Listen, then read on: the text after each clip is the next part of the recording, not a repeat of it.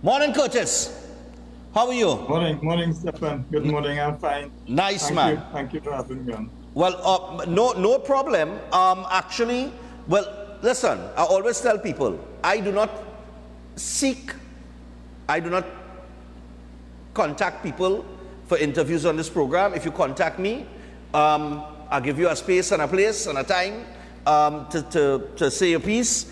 So yeah, you are the first and the only person that messaged me asking for an interview. So I said, you know what, we were actually supposed to be on Friday or Thursday. I think it was Thursday. Right, and then I had to make a little change and things, so we have you on this morning. So I apologize for the I forgot to message you and tell you I had to make the change. But okay, so how long have you been with the United National Congress?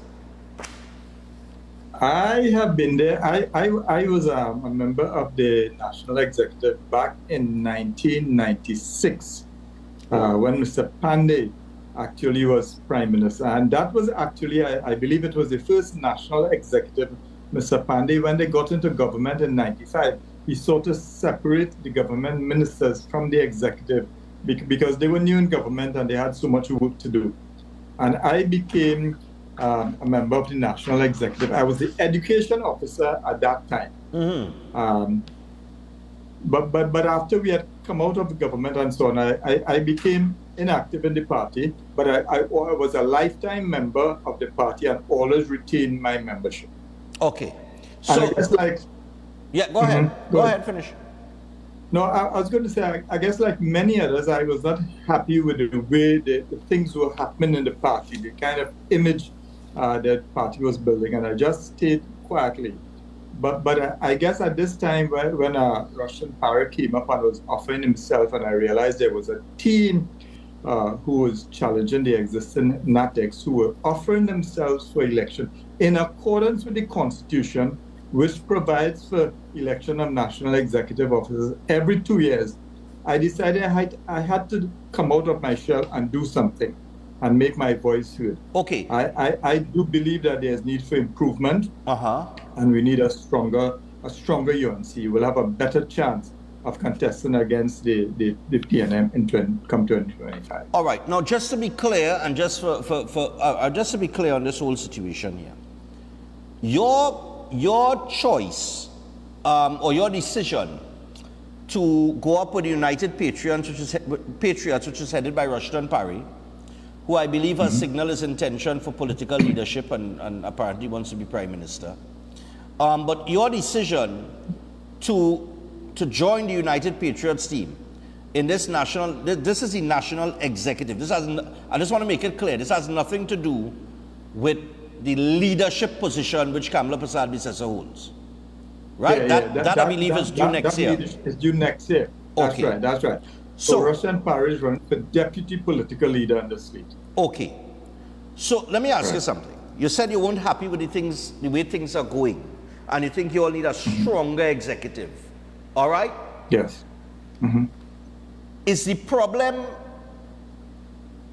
do you have a problem with the leader or the leader and the entire executive? I would say a party of the whole. When you look at an organization, you look at the results that the organization sets out to achieve. And we know that in politics, it is about winning elections. We also know it is a fact that since 2015, the UNC has been losing elections. So, a noted leadership guru, John Maxwell, has said that everything rises and falls on leadership. Okay. And when you look at an organization that is not achieving the results, you got to look at the leadership. Now, the leadership is a team. The political leader is one person, but she has a team of 17 people. And I'm reminded also of Albert Einstein, that famous Jewish scientist many years ago, who said that the significant problems that we face today cannot be solved with the same level of thinking as when they were first created. And also, I do believe one person, we tend to have a one-person politics and feel, well, the political leader or the prime minister could solve all the problems of the country. I think the world has become too complex today for any one person to think. Yeah. And I would reject that, and I would recommend that to people. If one person comes up to you and says he can solve the problem, reject that person out high, because the problems are just too complex. Even small Trinidad is big. We need a team approach. And the national executive of the UNC has 17 members, and all of them together. And so looking at the result, now there are specific things that I have a concern with.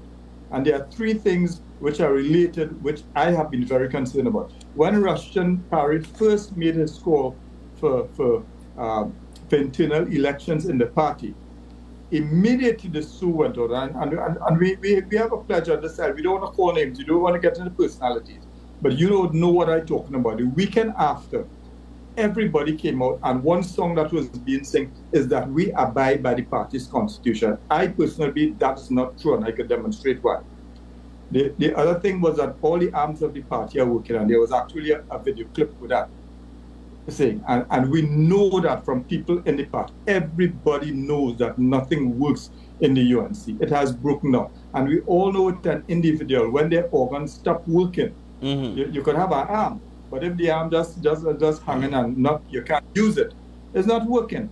And the result of that is a death of democracy in the party. So the cry that the UNC is a democratic institution is not true. Let me explain to you why. First of all, in the opening preamble to the Constitution, the aims and objects, it says to foster the ethos, substance, and processes of democracy in all spheres and aspects of national life, and in particular, to promote the unrestricted freedom of citizens to participate in the choice of their representative. When you come out and call people wannabe, that's a schoolgirl thing, calling people names. We have learned that from don't call people names, and enemies and dissidents. That is cheap politics, Stefan. That is not fostering an ethos of democracy. Democracy means you create an environment. I think it was Abraham Lincoln who succinctly put it, of the people, for the people, and by the people. Here another clause, to struggle against any tendency towards authoritarianism, autocracy, and dictatorship. That's what we're struggling against. So if the Constitution gives you the right to have elections every 2 years, that's a democratic right. We are exercising our democracy under the Constitution. We are not enemies, and we are all loyal members of the UNC. Just let me jump in here. You said you're not enemies, and you're loyal members of the UNC. But even during this whole national executive election that's taking place, I've been hearing talks on the platforms going back and forth. I know Rodney Charles had his issue with the political leader making some statements about him. I mean, we're about a year out from a general election. Right. The country is I wouldn't say in turmoil, because I think some things are still operating, even if by a thin thread. But we have a lot of displeasure in the current administration. A lot of people believe that they have done enough to turn a lot of people off of them, and people are looking for a solution. They're looking for change. This might be the election of change. It could be. It could not be. It's going to be heavily dependent on the way that any opposition party approaches the election, right? And one of the things that is being projected is a lot of disorder and a lot of what it appears to be internal fighting within the opposition. And this is coming a year before general election. So whatever happens on June 15th, let's just say the United Patriots, the slate that you're representing, let's just say you all get in. Let's just say you're victorious. Do you have the ability to work with the political leader as a new national executive? And if you do not win, then what is the position of those persons that have formed the United Patriots? It's interesting that you asked that, and of course all of us are looking down at what is happening in the United States. They have elections in November the 5th, I believe, and they have very bitterly fought internal elections for a leader. That's what they do. And that's par for the course. That's the way the politics operate. You offer yourself for leadership, And of course, you argue, you debate, you put forward your points. And the point that we are putting forward, a constitution is a sacred document. Your organization has one. There are legal documents filed in the corporate registry. The country has one. And the United National Congress has a constitution. Now, you can't be breaking your own constitution, violating, ignoring your own constitution, and saying you want to run an effective organization. Because this constitution was prepared a long time ago, providing the rules and the guidelines under which the party would operate. And when a member joins the organization, this forms a contract with that member, that this is the way this organization will operate. And the reason for that is so that the organization will be successful in meeting its objective. And that's why our tagline is a stronger UNC for a better Trinidad and Tobago. Because, Stefan, there's a series of steps that you have to go through. We are all a concern. I just heard you spend a long time talking about the crime situation in the country. That's a big issue. We know we have an economic problem. And really, if you go through WASA, if you go through, we just had the thing with taxes and so on, we have big problems in this country. Now, the only way we can solve that is if you are in government. When you're in opposition, the best you could do is go and talk and make contributions for debates and so on. Okay, and then probably there's another rule for the opposition. But you really cannot make meaningful change if you are not in government. But to be in government, you have to have a strong party. You have to be organized. You have to be well disciplined. I think the PNM's election machinery and their party organization has become legendary in the Caribbean. Well, I think the UNC's disorganization is fast becoming legendary as well, because we are not following our own constitution. This constitution states that there are 11 units and organs of the party.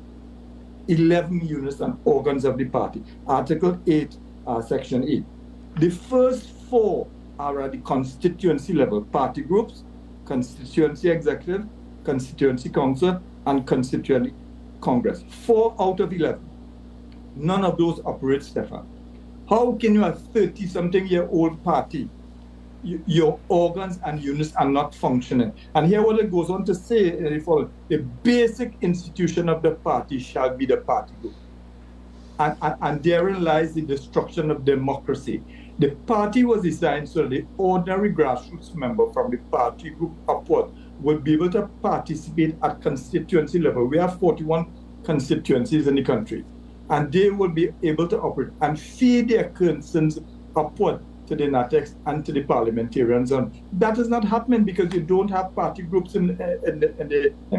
And one of the things we aim to do, if we are successful, is to rebuild that constitution. We call it operationalizing the constitution, putting into effect the things that are already in the constitution. And like we have constitutional reform taken, if there is need to reform the constitution, then we will have consultation with members of the party, and we can do that. But we have to get the members active, first of all, just as we need them active for fighting an election.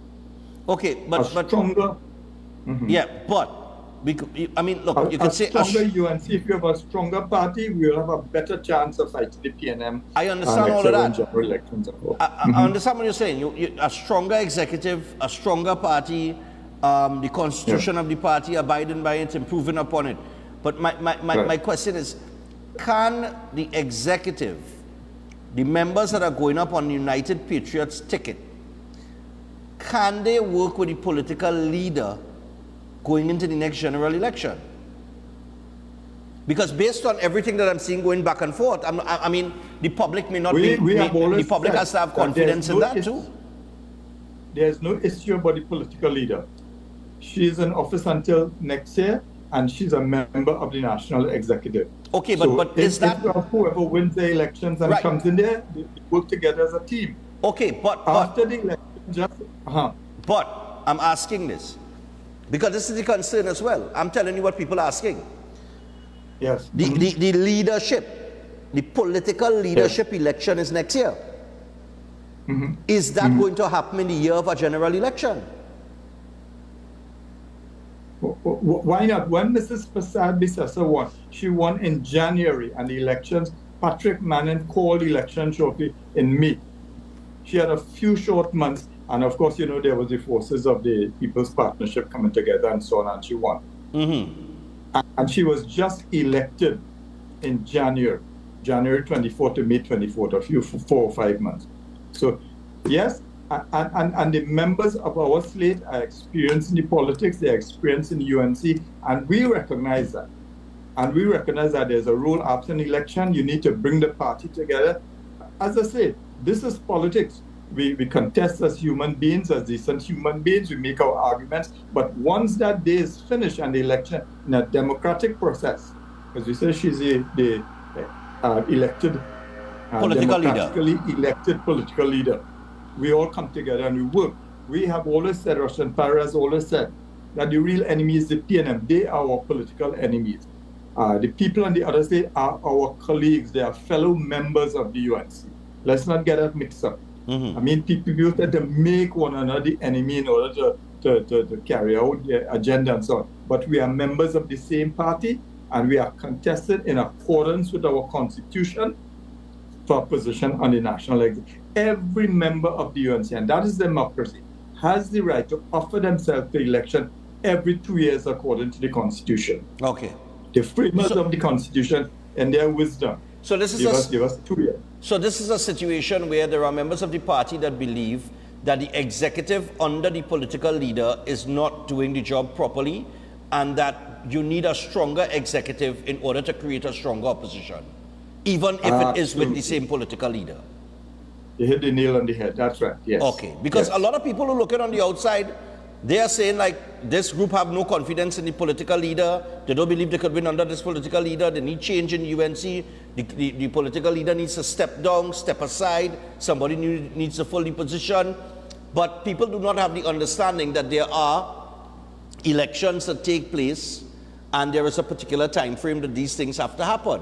And then you have... So Stefan, let me give you an example of my position contesting as treasurer. Yeah. People who have been in the know, who have been there, and Russian Party has said that because he has asked directly. The previous treasurer, Russian had asked him, what is the rent we paid for that new building in Chaguanas? Do you know the treasurer said that he didn't know, according to Russian Party? He asked him, what is the state of the party's finances? He said he didn't know, the treasurer. Now, is there need? I will give you a personal example. When I went to file my papers, each contestant were required to pay a fee of $500. You know, from the time basic in any institution is whenever cash is passing hands, you get a receipt for it. Do you know I got no receipt? The person said that when the envelope was open, so now we'll get receipt. I got a receipt for the documents that I submitted. Now, a party, again, I say a party 30 odd years old doesn't have proper accounting procedures. You and I know that every organization, from the smallest NGO to the conglomerates we have, your private organization to government, proper accounting systems and proper financial statements must being be presented to you, but audits and all this, they are par for the cause. They are standards of organization. Okay. And our party doesn't have, after 30-something years, we don't have proper systems in place.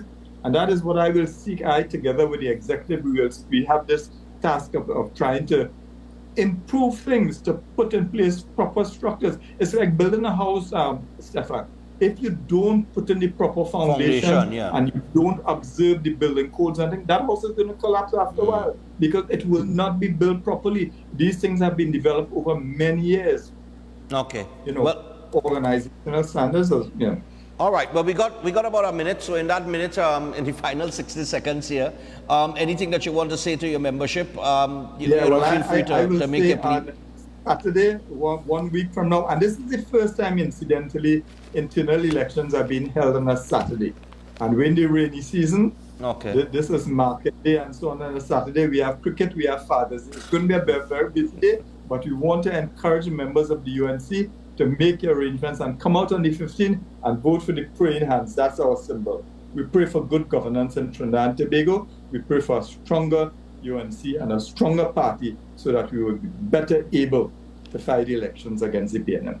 Okay. Well, Curtis, thanks a lot for the conversation, and at least your position and the United Patriots' position in terms of the national executive, the election for the national executive that will take place this weekend. And all the best going forward, man. Thank you very much. All right, cool. Thank you. Yep. Okay. So Bye. that is Mr. Curtis Manchoon there going up for the position of treasurer.